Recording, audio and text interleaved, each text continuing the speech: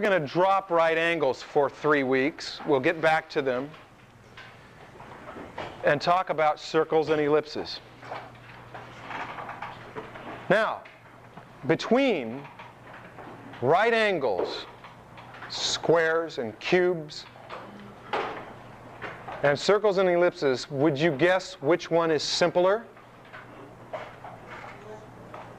Somebody said ellipses. Who else wants to add to or subtract from that? Which one is simpler to understand? I'm getting several people saying circles and ellipses. Between right angles and circles and ellipses. Right angles? Right angles are simpler. I will state this emphatically. I know it seems like circles and ellipses are simpler, but it is a deceptive thing that comes from the fact that you are more attracted to round and curved shapes because they're friendlier. They're more huggable. But when you compare something like this that has 6 planes, and no more than 6 planes, actually 3 planes, but each one of them has a top and bottom, or a left side and a right side, or a front and a back. 3 planes pulled apart into 6 planes. How many planes does this have? What? For practical purposes, an infinite number of planes. Say, well, why should that be important for drawing? Because if you stick a pin through this, or stick pencils into this at different angles, do you realize that you can stick 100 of them in there and every one of them is going to be a different plane? And that if you want to draw that, you've got to know exactly what kind of plane, and you have to have some kind of number for it or something, and that you get lots of numbers. Circles, which make ellipses, which make cylinders, which make cones, and which can make spheres, are almost infinitely complex. They seem that way when you start to dissect them, when you start to analyze them. But of course, we will find a way to simplify them. When we've talked about right angles, we've talked about squares, which can then turn into cubes. Cubes, not just blocks. Blocks can be rectangular solids of differing shapes. But here is one of the ways that you simplify the problem of circles, which become cylinders and cones and spheres. Remember that a perfect square will house a perfect circle which will hit on 4 points. That's the way you'll simplify understanding a circle. Is that you've got these, remember, you've got 3 directions. This direction, that direction, and then the direction that goes off into space. And likewise, if you are able to build a perfect cube, a perfect sphere will fit in there, and you'll be able to find hidden areas on that sphere. But I'm not going to talk about that tonight. I'm going to talk about that next week, because that starts to get more complicated than what I'm going to talk about tonight. I just wanted to let you know there is a relationship between circles and squares, and therefore spheres and blocks, cylinders and blocks. Now, when you are looking at an untrained artist's work, if you could divide the world into the untrained and the trained, which it's not that simple, because you can be trained in some areas and deficient in others. But let's say that there's the trained and the untrained, just like they had Goofus and Gallant in Highlights magazines, and Goofus was bad and Gallant was good, to try to make a point by contrast. The trained and the untrained artist, there are certain giveaways in the work of an untrained artist where you can look at it and know right away that person is not trained. One of the ways is by how the artist handles edges. Another way is by how the artist handles form and the ability to understand form. But let me tell you one of the ways that for me has become the quickest. It didn't used to be, but when I got trained in how to do ellipses, I can look at any drawing, and if it has anything in it that is like a wheel on a car, or not just a wheel on a car, if there's somebody just drinking out of a cup, if there's someone that's got a cup in their hand, or on the table, or if there's a gun that has a gun barrel in it that's pointing any direction except straight at you, a perfect profile,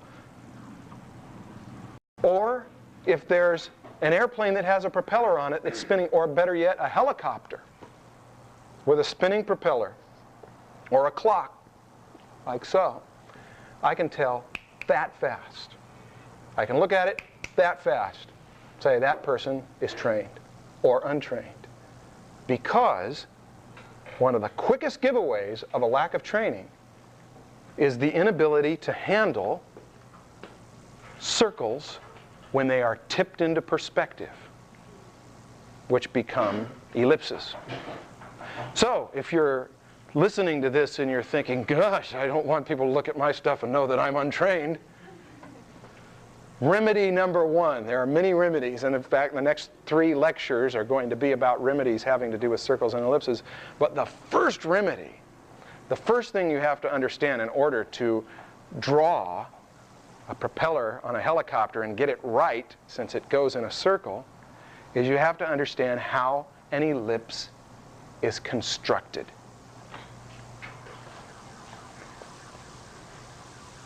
They have a definite construction, and it does not vary except in certain instances like distorted photography.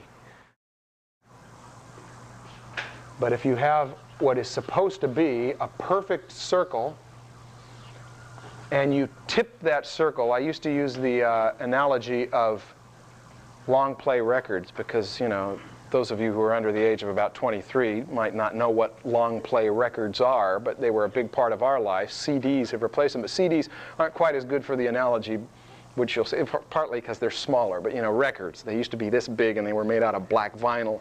There was even a store called Licorice Pizza, which was a reference to black vinyl. What? Laser discs, okay. But even those aren't going to make part of the point that I want to make. There's 3-dimensionality to a vinyl record.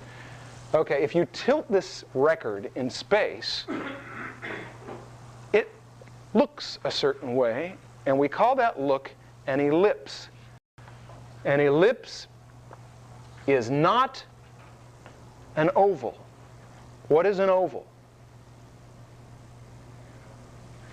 An oval is an egg shape. An ellipse, and I'm going to use about 30-degree ellipses. These are probably 30, 25-degree ellipses through this lecture to make this point.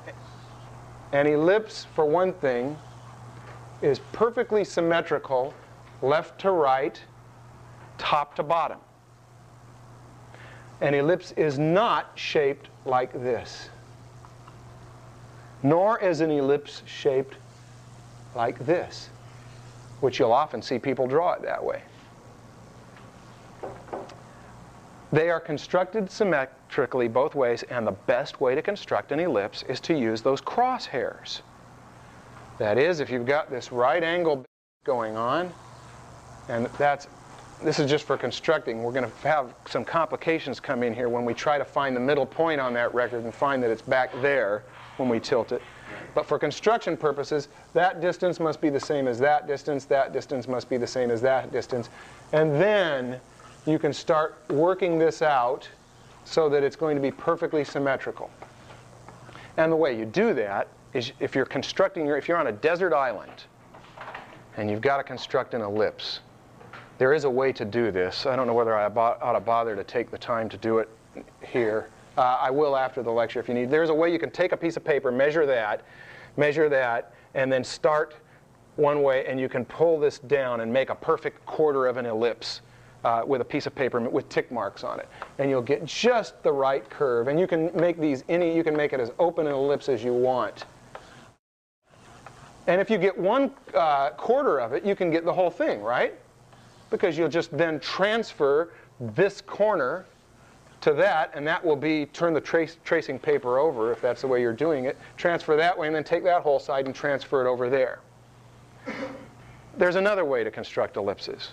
This is the way everybody used to do it a while ago. These are called templates. Have you seen these things? You need templates if you needed templates at one time. Now you don't need them so much. Templates are expensive. I remember John Dickinson lived in Anaheim, and we used to be on deadlines all the time, and somebody would call somebody else at 1 in the morning and say, do you have a 35-degree one that's 4 inches? I need a 15-1 degree that's 4 1/4 inches. They're expensive. I'd go out and buy a set of ellipses. I spend $150 like that for a set of ellipses. But you don't need templates anymore. What do you do now if you want a perfect ellipse in the last few years? What do you do? Yeah, if you have Illustrator or Quark Express or even Photoshop, which isn't even a drawing program, it's a painting program, you can construct any size or shape ellipse, and it will be perfect, and it'll print out on your printer perfectly. But if you're on a desert island and you don't have your computer with you, it's nice to know how to construct one out of paper. But there's another way that you should construct ellipses for most drawing. I mean, you've got to do this kind of stuff if you're doing architecture. But if you're doing stuff like somebody's wearing glasses and you're sketching them in and they're round glasses, there's a way you've got to do ellipses, and it's called freehand. People don't know anymore, do they? The way you learn to draw good freehand ellipses is, first of all, this is the way I learned to do it. This is an ellipse template, by the way, not a circle template. You'll find out why in about 3 minutes. You look at these and you draw the crosshairs. You draw verticals and horizontals at right angles, and then you fit these on there and you draw them and you take sections of them and you meditate on them. You look at them and memorize this curve and how it gets more severe, and you memorize that curve. Do you remember how, if you ever fell in love, do you remember how you could close your eyes at night and you could actually see your beloved's face? It may not be that kind of emotional rush to do this, but it's the same thing that's got to go on in your intellect and your imagination. You've got to be able to close your eyes and see this curve and all the different variations of it. And when you do that, then you can just throw in a quick freehand ellipse, which won't be accurate unless you're amazing. And you'll say, okay. And then you say, that part's correct, because I'm right-handed and I got the curve just right. And then you can take that and sort of bend the other stuff to make it fit. And you can fix that freehand. You also need to get those crosshairs on in your imagination too. But there is a specific construction to ellipses if they are perfect circles. Perfect circle is an absolute thing. It is not open to interpretation. There's a point and there's a line, and the line stays in constant relationship to that point. When you tip it in space, there's a definite construction. And it's not open to interpretation until you've done it, and then you want to interpret it, you can start screwing around with it. But first you've got to know what it looks like. Now, if you know how to construct one, that's the first remedy of becoming a trained artist, because there's circles everywhere.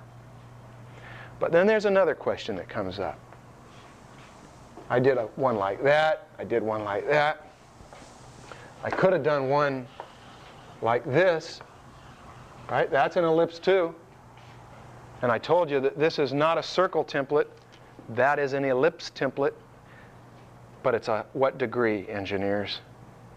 75-degree ellipse. What does that mean? How open do you make this, and what is this degree business? Okay, let's do a person looking out there at the record. Now, this is, if we were to look at it like so, we're going to say that would be the record. That's the circle. But we're going to tip it this way, and it's going to look like that to us, correct? Do you remember the protractor? The protractor told us about what? That's 90 degrees, and that's the angles. So that's 45 degrees. And there's 30 and 60 and so on.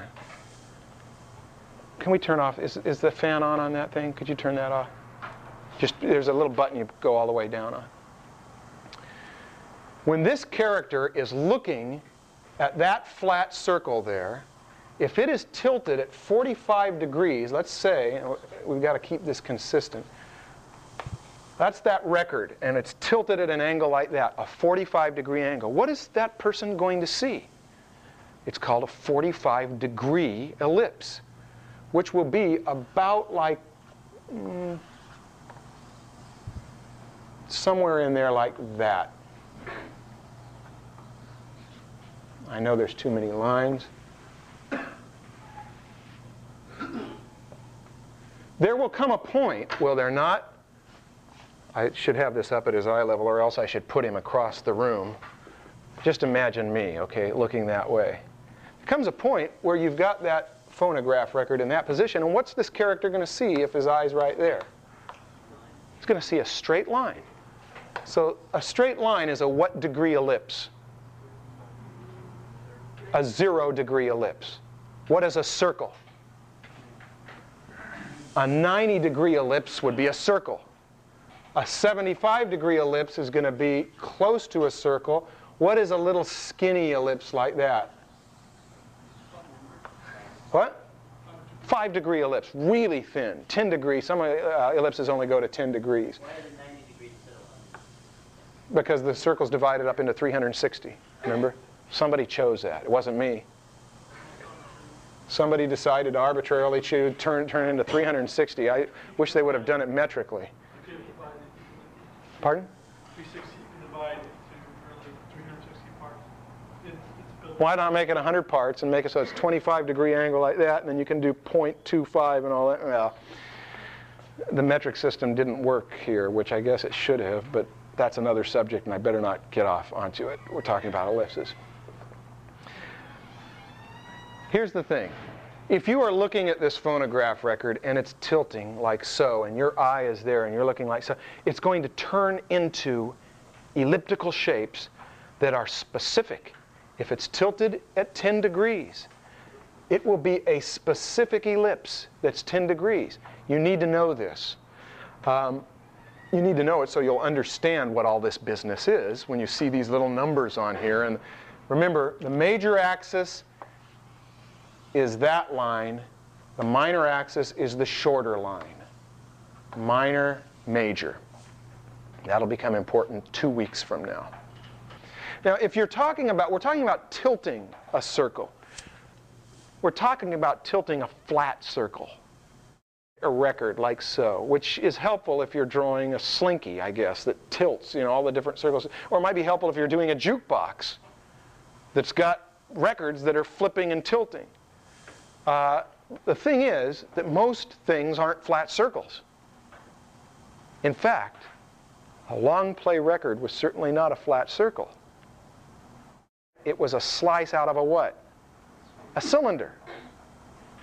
And if you looked at them under microscopes, which we did, it's a fascinating thing, you know, the cross-section of a long play vinyl record is not that way with CDs. They're much more uniform. The cross-section of a vinyl record, you can see little hills and valleys. It's a three-dimensional thing. It's not a flat circle. It's a cylinder slice with hills and valleys in it. That clock looks like a circle, but it's part of a cone because it's got some depth to it. So you run into this thing that we aren't dealing with tilted ellipses all the time. What we're dealing with is things like multi-tiered wedding cakes, which means there's a column of ellipses that will open and close according to the horizon line, or axles. There's lots of axles in this room. I mean, you look around, your chairs are constructed out of axles, those lights are. That is that they're going to have round parts.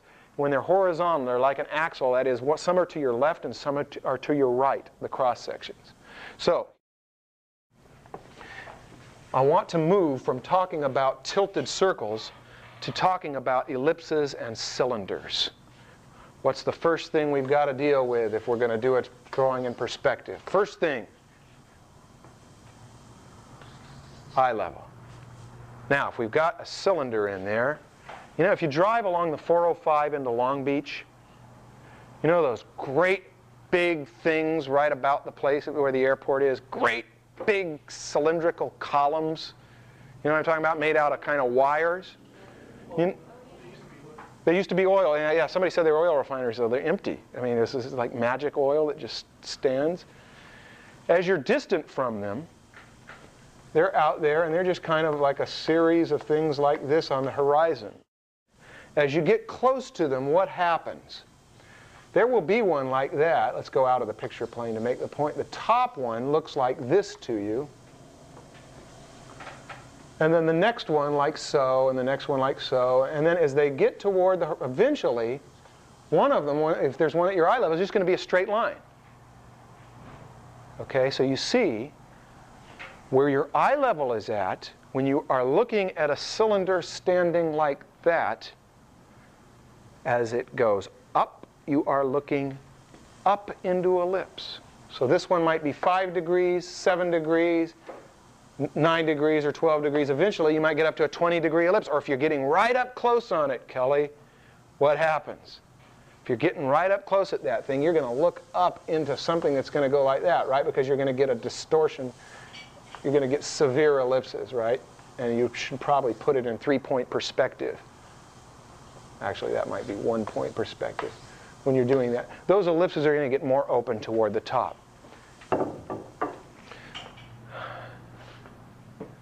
It happens for the same reason that a box does the same thing.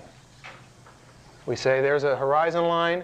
If you've got, let's just do it in 1 point to make it simple. If you've got a box there, and if you've got another box that's floating like that, and if you had another one up here, let's make sure that it's coming down to that. It's floating up there like that. Do you see how this ellipse is going to be fitting right in there? That's going to be about the same, but this one, it's going to get more open up there. You're looking up into it. The same reason that boxes do that is the reason that ellipses do that. But I mentioned axles. If you just take this board and go like that, you'll see how it happens with axles.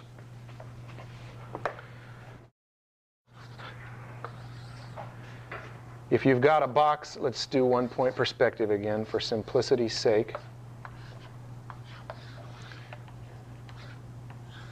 If you've got a box that is sitting here like so,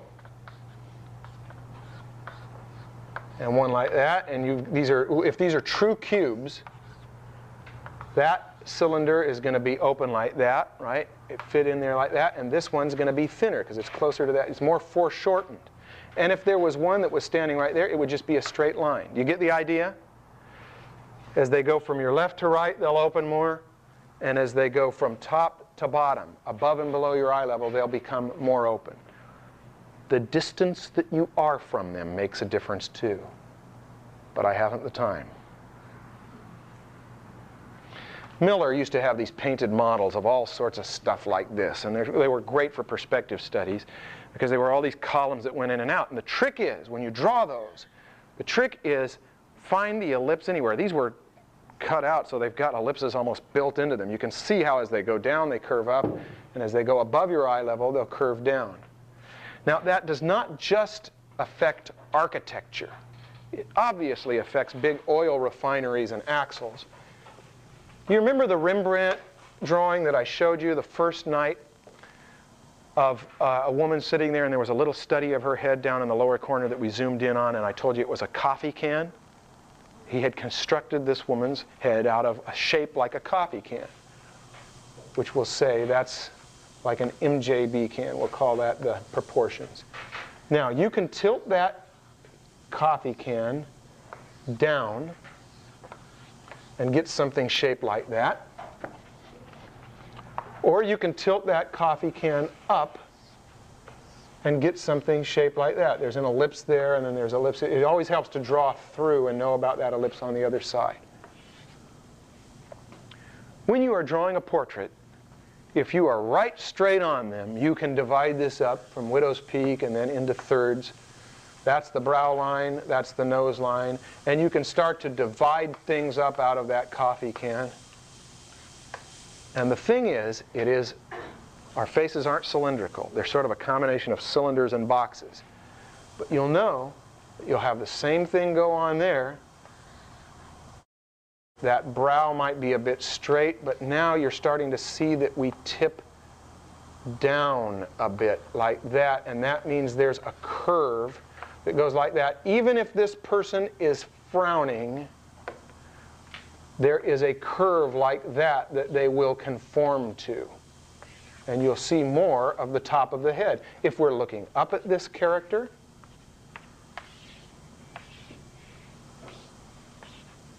there will be the brow there, and you will see the under part of the nose there.